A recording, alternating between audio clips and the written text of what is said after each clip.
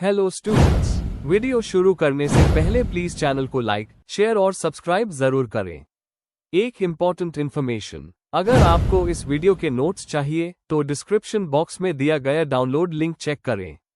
Thank you. चलिए शुरू करते हैं। इस वीडियो में हम पढ़ेंगे MPSE 4 social and political thought in modern India के प्रीवियस ईयर क्वेश्चन और most important questions with answers. ये क्वेश्चंस आपके एग्जाम के लिए बहुत इंपॉर्टेंट है। अगर आपने ये अच्छे से कर लिए तो एग्जाम निकलना पक्का है। Let's begin. Question 6, discuss E.V. Ramasamy Naicker's contribution to the rise of Dravidian movement। Question explanation. इस क्वेश्चन में हमें बताना है कि E.V. रामास्वामी निक्कर, जिसे पेरियार के नाम से भी जाना जाता है, ने द्रविडियन मूवमेंट के विकास में क्या योगदान दिया। हमें उनके social reforms, self respect movement, anti ब्राह्मण और रैशनलिस्ट विचारों और तमिल आइडेंटिटी के प्रति उनके रोल को कवर करना है। आंसर। इंट्रोडक्शन। ईरोड वेंकटप्पा रामास्वामी निक्कर 1879 to 1973, जिसे हम पेरियार कहते हैं, भारत के एक बड़े सोशल रिफॉर्मर थे। उन्होंने कास्ट सिस्टम, धार्मिक अंधविश्वास और जेंडर इनइक्वालिटी के खिलाफ अपनी आवाज उठाए। 1925 में उन्होंने सेल्फ रिस्पेक्ट मूवमेंट शुरू किया जो द्रविडियन मूवमेंट की बुनियाद बना। पेरियार ने रैशनलिज्म, समानता और सोशल जस्टिस के लिए लंबी लड़ाई लड़ी, जो तमिलनाडु के पॉलिटिक्स को हमेशा के लिए बदल गई। Main body. 1. द्रविडियन मूवमेंट का background. Dravidian movement south India में ब्राह्मण डोमिनेंस और कास्ट ऑपरेशन के खिलाफ उठा। इसका एम था नॉन ब्राह्मण कम्युनिटीज को एक पहचान और सम्मान देना। पेरियार ने इस मूवमेंट को आइडियोलॉजी और लीडरशिप दी। 2. Self respect movement. 1925 में पेरियार ने सेल्फ रिस्पेक्ट मूवमेंट शुरू किया।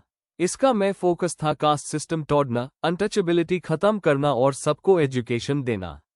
इस मूवमेंट ने महिलाओं के अधिकारों और इक्वालिटी को प्रमोट किया। यह मूवमेंट द्रविडियन पॉलिटिक्स का सबसे स्ट्रॉन्ग फाउंडेशन बना। 3. एंटी ब्राह्मणिज्म और रैशनलिज्म। पेरियार ने ब्राह्मण मोनोपोली इन जॉब्स और एजुकेशन का विरोध किया।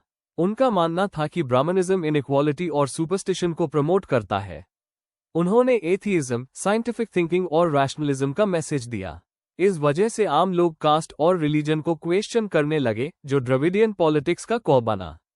4. भाषा और सांस्कृतिक पहचान। पेरियार ने हिंदी के इम्पोज होने का विरोध किया और तमिल भाषा और लिटरेचर का समर्थन किया। तमिल आइडेंटिटी और कल्चर के प्रति उनकी कमिटमेंट ने द्रविडियन मूवमेंट को और स्ट्रांग बनाया। बाद में ये लैंग्वेज प्राइड DMK और AIADMK की पॉलिटिक्स का कोर एलिमेंट बना। 5. पॉलिटिकल लेगेसी और द्रविडियन पार्टीज। पहले पेरियार कांग्रेस के साथ थे, पर कास्ट और रिफॉर्म इश्यूज की वजह से उन्होंने अलग रास्ता अपनाया।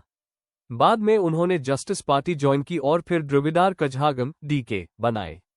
पेरियार खुद इलेक्शंस में नहीं गए, लेकिन उनकी आइडियोलॉजी से DMK और AIADMK जैसे बड़े पार्टीज बनी। आज तमिलनाडु की पॉलिटिक्स में सोशल जस्टिस और रीजनल प्राइड की जो पॉलिटिक्स है, उसका बेस पेरियार का विजन हाई है। कंक्लूजन। पेरियार ने द्रविडियन मूवमेंट की शुरुआत और उसकी ग्रोथ में सबसे बड़ा योगदान दिया। उनका self respect movement, anti cast struggle और तमिल आइडेंटिटी का विजन ने तमिलनाडु की पॉलिटिक्स को रीडिफाइन कर दिया।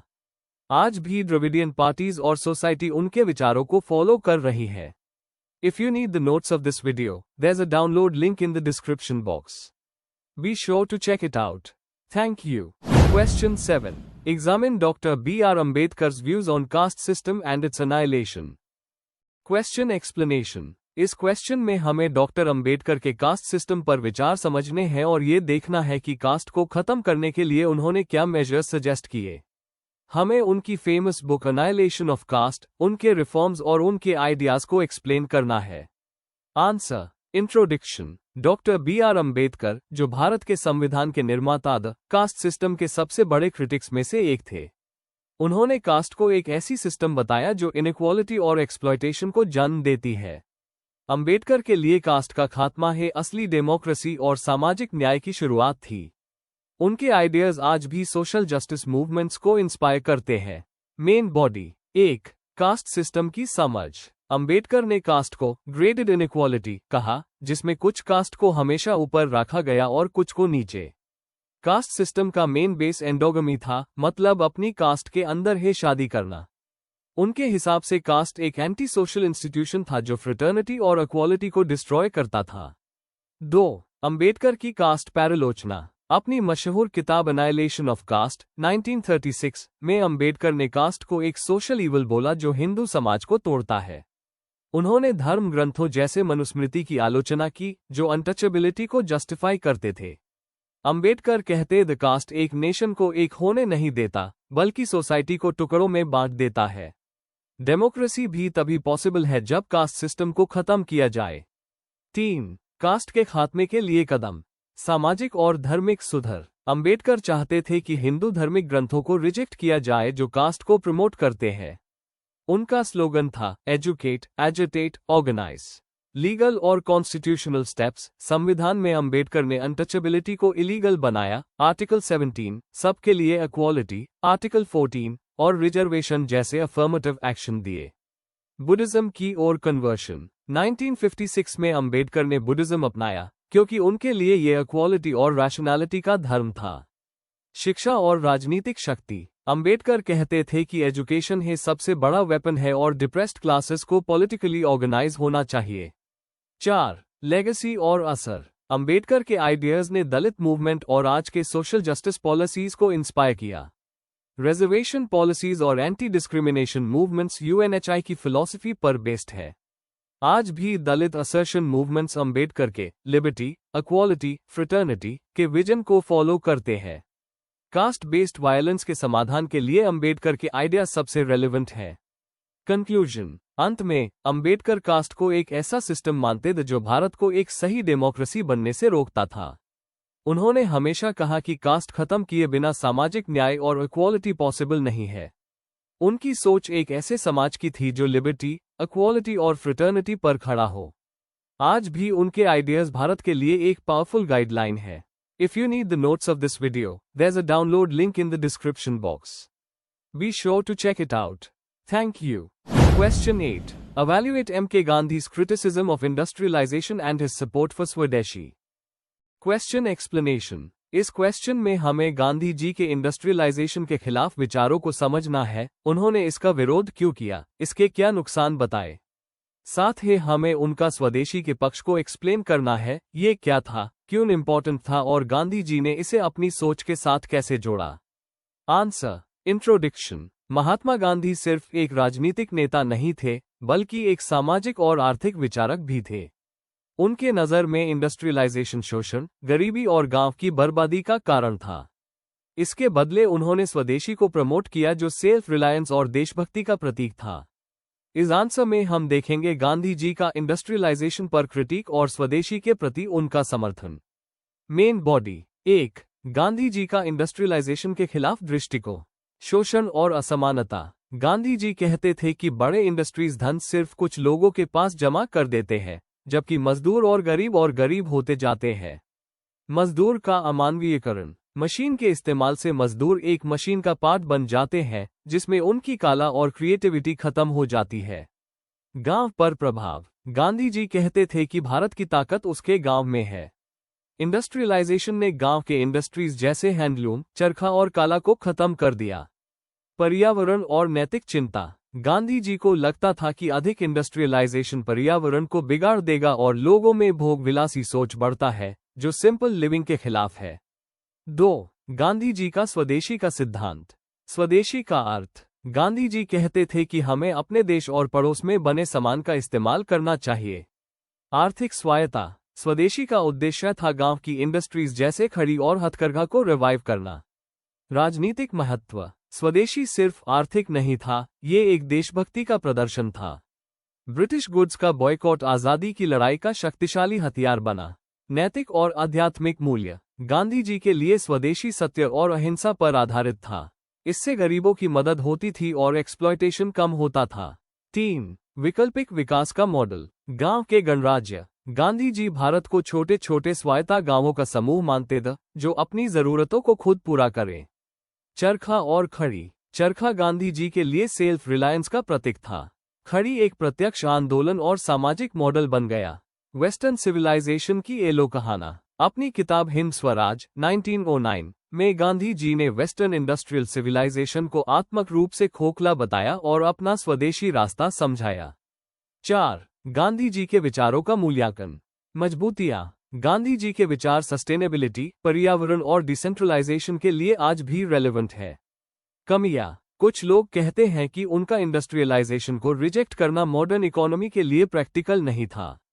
संतुलित दृष्टिकोण। इंडस्ट्रियलाइजेशन जरूरी था, लेकिन गांधी जी की वार्निंग्स आज भी हमें याद दिलाती हैं कि विकास को एथिकल और सस्टेनेबल बनाना चाहिए। कंक्लूजन। अंत में, गांधी जी का इंडस्ट्रियलाइजेशन के खिलाफ विरोध मशीन्स के खिलाफ नहीं था, बल्कि अंधाधुंध इंडस्ट्रियल विकास के खिलाफ था। स्वदेशी उनका एक कंस्ट्रक्टिव प्रोग्राम था जो सेल्फ रिलायंस, नेशनलिज्म और एथिक्स को प्रमोट करता था। आज भी उनके विचार हमें सस्टेनेबल और बैलेंस्ड विकास की तरफ राह दिखाते हैं। If you need the notes of this video, there's a download link in the description box. Be sure to check it out. Thank you. Question 9. Examine Jawaharlal Nehru's understanding of scientific humanism. Question explanation. इस question में हमें नेहरू के scientific humanism को समझना है। मतलब ये बताना है कि नेहरू ने साइंस और ह्यूमन वैल्यूज को कैसे जोड़ा और इस सोच का भारत के डेवलपमेंट पर क्या असर हुआ। हमें उनके आइडियाज के साथ साथ उनकी पॉलिसीज जैसे प्लानिंग, सेकुलरिज्म और मॉडर्नाइजेशन भी कवर करनी है। आंसर। इंट्रोडक्शन। जवाहरलाल नेहरू भारत के पहले प्रधानमंत्री सिर्फ एक नेता ही नहीं बल्कि एक थिंकर भी थे। उनकी एक बड़ी इंटेलेक्चुअल कंट्रीब्यूशन थी साइंटिफिक ह्यूमनिज्म। इसका मतलब था साइंस की रैशनल सोच को इंसानियत के मूल्यों जैसे समानता, न्याय और गरिमा के साथ जोड़ना। नेहरू अंधविश्वास और पुरानी परंपराओं के विरोधी थे, लेकिन वो सिर्फ मैकेनिकल साइंस को भी सपोर्ट नहीं करते थे। उनका विजन था कि साइंस को ह्यूमैनिटी की सेवा और राष्ट्र निर्माण के लिए इस्तेमाल किया जाए। Main body. 1. साइंटिफिक ह्यूमनिज्म का अर्थ। साइंटिफिक ह्यूमनिज्म 2 चीजों का संगम था। साइंस, रैशनल सोच, प्रगति और मॉडर्न इंक्वायरी। ह्यूमनिज्म, इंसान के लिए दया, न्याय और सामाजिक समानता। नेहरू के लिए साइंस सिर्फ मशीन्स और टेक्नोलॉजी नहीं थी, बल्कि एक स्पिरिट ऑफ इंक्वायरी थी। उनका कहना था कि भारत की प्रगति तभी होगी जब लोग साइंटिफिक टेम्पर के साथ ह्यूमन वैल्यूज को फॉलो करें। 2. नेहरू का साइंस और रैशनैलिटी पर विश्वास। नेहरू मानते थे कि भारत अगर अंधविश्वास और पुरानी सोचों में घिरा रहेगा तो प्रोग्रेस नहीं होगी। इसलिए उन्होंने साइंस, रिसर्च और टेक्नोलॉजी को प्रमोट किया। IIT, CSIR labs, AIIMS, atomic energy commission जैसे इंस्टीट्यूशंस उनकी सोच का नतीजा थे। साथ ही उन्होंने ये भी कहा कि साइंस सिर्फ मटेरियल गेन्स के लिए नहीं, बल्कि इंसान के भलाई के लिए होनी चाहिए। 3. ह्यूमनिज्म और सामाजिक विकास। नेहरू का ह्यूमनिज्म था कि हर नागरिक को समानता और न्याय मिले। 5 ईयर प्लान्स के जरिए उन्होंने प्लानिंग को ह्यूमन वेलफेयर से जोड़ा। डेमोक्रेसी और सेकुलरिज्म उनके लिए ह्यूमनिज्म के मूल्य थे। उनका मानना था कि साइंस बिना मोरालिटी के खतरनाक हो सकता है, इसलिए नॉलेज और दया दोनों साथ साथ चलने चाहिए। 4. राष्ट्र निर्माण में प्रयोग। प्लानिंग। उन्होंने प्लानिंग कमीशन बनाया जिससे रिसोर्सेस का साइंटिफिक यूज हो। इंडस्ट्रियलाइजेशन। बड़े इंडस्ट्रीज और डम्स को उन्होंने टेम्पल्स ऑफ मॉडर्न इंडिया कहा। सेक्युलरिज्म। साइंटिफिक टेम्पर का मतलब था राजनीति को धर्म से अलग रखना। एजुकेशन। साइंस और टेक्नोलॉजी के हायर एजुकेशन के लिए IIT बनाई, लेकिन कल्चर और हिस्ट्री को भी इंपॉर्टेंस दी। इंटरनेशनलिज्म। उनकी सोच सिर्फ भारत तक सीमित नहीं थी, वो शांति और डिसआर्मामेंट के सपोर्टर थे। 5. Critical evaluation. स्ट्रेंथ्स। भारत को मॉडर्न, रैशनल और प्रोग्रेसिव डायरेक्शन दी। साइंटिफिक इंफ्रास्ट्रक्चर डेवलप हुआ। लिमिटेशंस। कुछ लोग कहते हैं उनका मॉडल ज्यादा स्टेट सेंट्रिक था और गांव की रियलिटीज को इग्नोर करता था। फिर भी उनका साइंटिफिक ह्यूमनिज्म आज भी कम्युनलिज्म, सुपरस्टिशन और इरैशनल पॉलिटिक्स के खिलाफ रेलेवेंट है। कंक्लूजन। नेहरू का साइंटिफिक ह्यूमनिज्म एक फिलॉसफी भी था और एक प्रैक्टिकल प्रोग्राम भी। उन्होंने रैशनल साइंस को इंसानी मूल्यों के साथ जोड़कर भारत के इंडस्ट्रियल, एजुकेशनल और डेमोक्रेटिक फाउंडेशन बनाए। कुछ कमियां जरूर थी, लेकिन उनकी सोच आज भी इंस्पायर करती है कि प्रोग्रेस को हमेशा इंसानियत और एथिक्स के साथ बैलेंस करना चाहिए। If you need the notes of this video, there's a download link in the description box. Be sure to check it out. Thank you. Question 10. Trace the evolution of socialist movement in pre-independence India. Question explanation. इस question में हमें समझना है कि आज़ादी से पहले भारत में सोशलिस्ट मूवमेंट कैसे डेवलप हुआ। हमें इसके शुरुआती प्रेरणा स्रोत, बड़े लीडर्स, ऑर्गेनाइजेशंस और इसका नेशनल मूवमेंट पर क्या असर हुआ, ये सब एक्सप्लेन करना है। Focus step by step development पर होना चाहिए। आंसर। इंट्रोडक्शन। सोशलिज्म एक ऐसी सोच है जो सामाजिक और आर्थिक समानता, गरीबी हटाने और शोषित वर्ग को न्याय दिलाने पर जोर देती है। भारत में सोशलिज्म का विकास कॉलोनियल एक्सप्लॉयटेशन और गरीबी के खिलाफ एक जवाब था। यहाँ के नए एजुकेटेड यूथ रशियन रेवोल्यूशन और मार्क्सिस्ट आइडियाज से इंस्पायर हुए। लीडर्स जैसे M.N. रॉय, नेहरू और सुभाष बोस ने सोशलिज्म को अपनाया और इसे फ्रीडम स्ट्रगल के साथ जोड़ा। चलिए स्टेप बाय स्टेप समझते हैं कि सोशलिज्म कैसे इवॉल्व हुआ आज़ादी से पहले भारत में। Main body. 1. अर्ली इन्फ्लुएंसेस और ग्लोबल प्रेरणा। 1917 का रशियन रेवोल्यूशन एक बड़ी प्रेरणा बनी जहां से इंडियंस ने देखा कि कलेक्टिव स्ट्रगल से सिस्टम बदला जा सकता है। कार्ल मार्क्स और लेनिन के आइडियाज यूरोपियन यूनिवर्सिटीज में पढ़ रहे इंडियन स्टूडेंट्स को अट्रैक्ट कर रहे थे। M.N. रॉय ने अब्रॉड सोशलिस्ट पॉलिटिक्स ज्वाइन की और कम्युनिस्ट इंटरनेशनल के फाउंडर मेंबर्स में रहे। 2. कम्युनिस्ट मूवमेंट की शुरुआत। 1925 में कानपुर में communist party of India (CPI) बनी, जिससे सोशलिस्ट पॉलिटिक्स ऑफिशियली स्टार्ट हुई। कम्युनिस्ट्स ने मजदूर और किसानों के इश्यूज उठाए और ट्रेड यूनियंस बनाए। AITUC all India trade union Congress 1920 में बनी और ये मजदूरों के बीच सोशलिस्ट सोच फैलाने का एक इम्पॉर्टेंट प्लेटफॉर्म बना। 3. कांग्रेस और सोशलिस्ट लीडर्स का रोल। जवाहरलाल नेहरू सोशलिज्म से हेविली इन्फ्लुएंस दी और उन्होंने सोवियत यूनियन का मॉडल एडमायर किया। 1934 में कांग्रेस सोशलिस्ट पार्टी (CSP) बनी, जिसका लीडरशिप जयप्रकाश नारायण, आचार्य नरेंद्र देव और राम मनोहर लोहिया के हाथ में था। इन्होंने लैंड रिफॉर्म्स, किसानों के राइट्स और गरीबी के खिलाफ मूवमेंट्स चलाए। किसान सभा भी इसी सोच का हिस्सा था। 4. सुभाष चंद्र बोस का रेडिकल सोशलिज्म।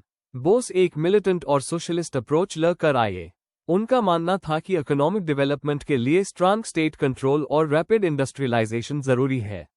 1939 में उन्होंने फॉरवर्ड ब्लॉक बनाया जिसमें सोशलिस्ट और एंटी इंपीरियलिस्ट सोच दोनों थी। बोस सोवियत मॉडल को पसंद करते थे और उसके एलिमेंट्स को इंडिया में लगाना चाहते थे। 5. इम्पैक्ट और लेगेसी। सोशलिस्ट स्लोगन्स ने स्टूडेंट्स, यूथ और वर्कर्स के मूवमेंट्स को एनर्जाइज किया। स्ट्राइक्स, किसानों की मूवमेंट्स और प्रोटेस्ट्स में सोशलिज्म एक स्ट्रॉन्ग थीम बन गया। चाहे कम्युनिस्ट पार्टी हो, CSP हो या बोस का फॉरवर्ड ब्लॉक, सबने अलग अलग तरीके से सोशलिज्म को आगे बढ़ाया। आज़ादी के समय तक सोशलिज्म एक मेनस्ट्रीम पॉलिटिकल डिस्कोर्स बन चुका था जो बाद में इंडिया की प्लानिंग और इकोनॉमिक पॉलिसीज को शेप करता है। कंक्लूजन। प्री इंडिपेंडेंस इंडिया में सोशलिज्म एक स्ट्रॉन्ग आइडियोलॉजी के रूप में उभरी जो कॉलोनियल शोषित करने वाले सिस्टम के खिलाफ थी और साथ ही इंडियन समाज के इनइक्वालिटीज को एड्रेस करती थी। कम्युनिस्ट्स, कांग्रेस, सोशलिस्ट्स और सुभाष बोस के थ्रू यह मूवमेंट फ्रीडम स्ट्रगल का एक इम्पॉर्टेंट हिस्सा बन गई। इसकी लेगेसी ने आज़ादी के बाद इंडिया के इकोनॉमिक और सोशल मॉडल को डीपली इन्फ्लुएंस किया। Before we end, please like, share and subscribe the channel for more such study materials and one important information अगर आपको नोट्स चाहिए तो डिस्क्रिप्शन बॉक्स में डाउनलोड लिंक दिया हुआ है, जरूर चेक करें। Thank you.